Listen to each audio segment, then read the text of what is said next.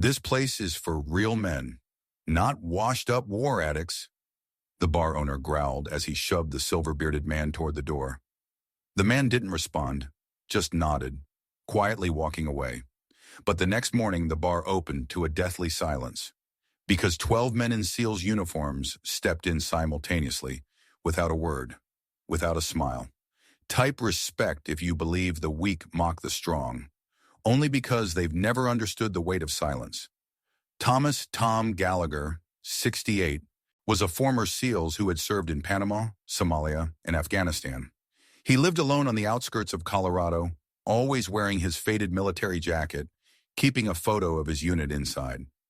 On Saturday night, he stopped by a newly opened bar called Silver Buck to watch the Navy versus Army game, a personal annual tradition.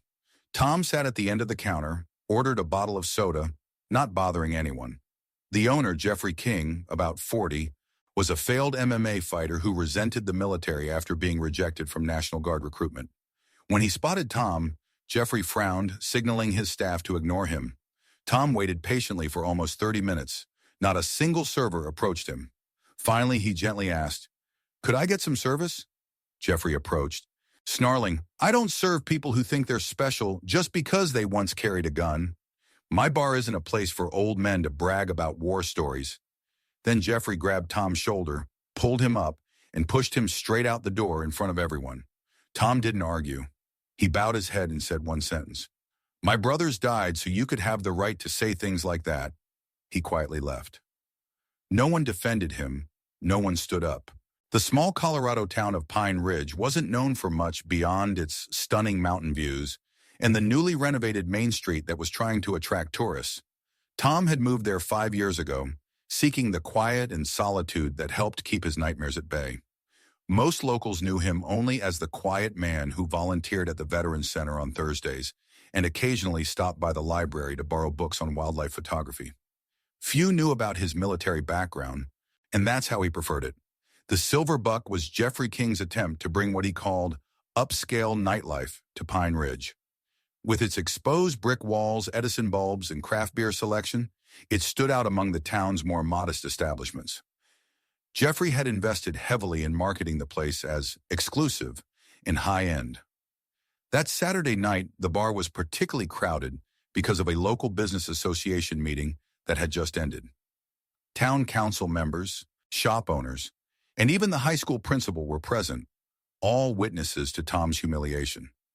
As Tom stepped out into the chilly night air, he paused briefly, adjusting his jacket.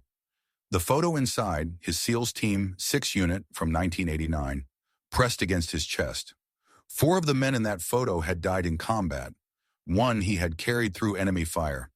He didn't look back at the bar, just started his slow walk home. The 3-mile journey would be cold, but he'd endured far worse. As he walked, he mentally recited the names of his fallen teammates, a habit that had become a kind of prayer over the years. Behind him, through the bar's windows, laughter resumed. Another round was ordered.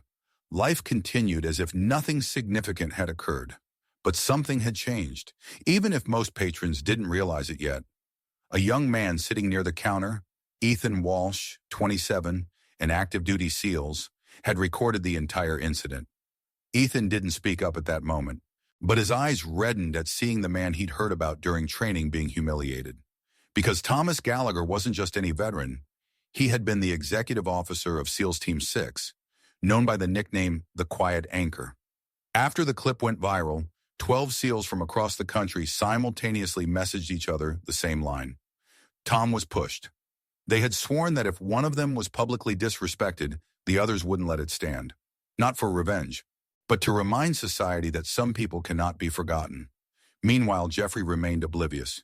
He boasted on Facebook, "Just cleaned some trash out of my bar. Can't stand the smell of old soldier sweat." But then, the next morning, at exactly 11 a.m., just as the doors opened, 12 men in formal military uniforms with clear SEALs insignia walked in. They sat in a perfect row at the counter. Each ordered 1 soda. No one said anything more. Ethan had hesitated before posting the video.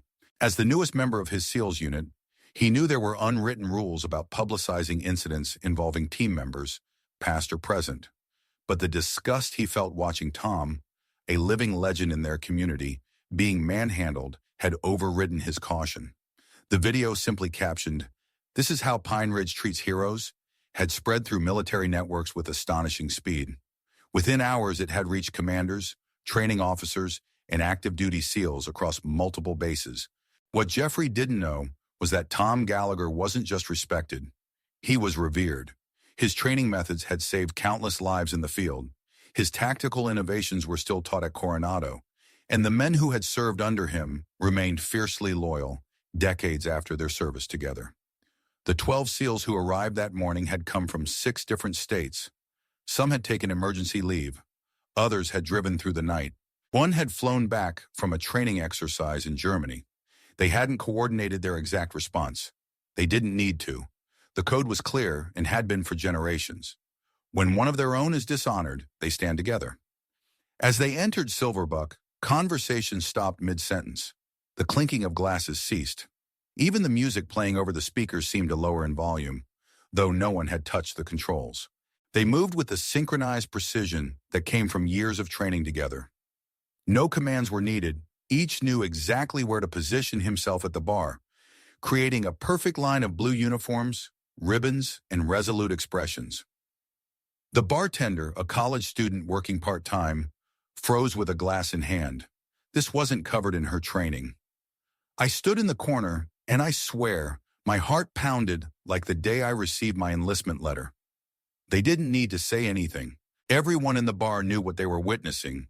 Type duty if you believe honor isn't found in words, but in how people keep their oaths. Jeffrey emerged from the back room, saw the 12 SEALs sitting in silence, and immediately showed his attitude. "My bar doesn't serve uniformed military. You know the state law, right?" One from the group placed his military ID on the counter. "We don't need to stay. We just came so you'd know who it was you threw out yesterday." The next one pulled out his phone, playing an old training video showing Tom teaching the silent kill final stand lesson. Jeffrey sneered. "And? Another failure living in the past?" Suddenly, the third man stood up, moving close to the counter. "I'm alive because he took a bullet for me in Kabul, and if he doesn't deserve to sit here, then no one does." The others removed their insignia, placing them on the bar. Each had a unique engraving. Rescued by T. Gallagher, 2003. Mentored by T. Gallagher, 1998. Survived because of Tom, 2007. A nearby patron stood up, leaving the bar, calling back, "I won't sit in a place that disrespects the man who saved my life." The bar gradually emptied. Jeffrey stood silent. One SEALs turned back and said quietly, "Nobody's forcing you to apologize. But from now on, everyone will remember this bar as the place that threw out a hero." They left just as they had arrived. No arguments, no trouble. But the 12 vehicles parked in front of the bar had special military license plates, and the whole town had seen them. The bar's daytime patrons, mostly locals stopping in for lunch, watched the scene unfold with growing discomfort. A few recognized the significance of the SEAL's insignia. Others simply sensed the gravity of the moment from the formality of the uniforms and the precision of the men's movements. Jeffrey's face had cycled through several emotions, from irritation to defiance to the first flickers of understanding that he might have made a terrible mistake. The phone in his pocket buzzed repeatedly with notifications. The video had now reached local news stations. "I don't care who he was," Jeffrey said, but his voice had lost its earlier confidence. "This is my establishment." The fourth SEALs, a man with salt and pepper hair and a chest full of ribbons, spoke for the first time. Thomas Gallagher led the operation that freed 17 hostages in Somalia in '93. Classified for 15 years, 3 men died ensuring those hostages came home. Tom carried one out while bleeding from 2 gunshot wounds. A woman at a corner table stood up. "My brother was in the Rangers. He told me about Gallagher. Said he was the kind of officer who never asked his men to do anything he wouldn't do himself." The SEALs didn't need to say more. The story was telling itself now, as more patrons began sharing what they knew or had heard about Tom Gallagher. The legend wasn't just military, it was human. As the SEALs filed out, their discipline never wavering, the last one, a younger man with a recent combat ribbon, paused at the door. He never talks about any of this, you know. That's how you can tell the real ones. They carry it quietly. By noon, the bar was nearly empty except for Jeffrey and his staff. Outside, people gathered on the sidewalk, taking photos of the military vehicles. A local news van had pulled up. Inside, Jeffrey stood behind the counter, looking at the military IDs and insignia still arranged in a perfect line where the SEALs had left them. One by one, he picked them up with unexpected care, placing them in a small box. His hands, which had so roughly pushed Tom Gallagher out the door the night before, now trembled slightly. A week later, town residents noticed the Silverbuck sign had been removed, replaced by a new one, the Quiet Anchor, in honor of Tom Gallagher. It wasn't Jeffrey who changed it. He had sold the place and left, after being continuously boycotted. The new owner was Ethan Walsh, the young SEALs who had recorded the video. He kept the chair where Tom had sat. No one was allowed to use it. On the table stood a small plaque. In this chair sat a man who didn't ask for respect, so others gave it to him. Tom Gallagher never returned, but one day a letter arrived at the bar. "I don't need soda anymore. I'm just glad someone saw me. Thank you. T." Ethan framed that letter and hung it on the wall, right behind the counter. And the 12 SEALs? Every year on that day, they sit in the exact same spot, without a word, just ordering sodas and leaving in silence. Not everyone who fought needs to be thanked. But if you stay silent when they are disrespected, you've chosen the wrong side. Subscribe to TT Hero Stories if you believe honor needs no proof, just living up to the oath that was sworn. TT Hero Stories, because some heroes never stop serving.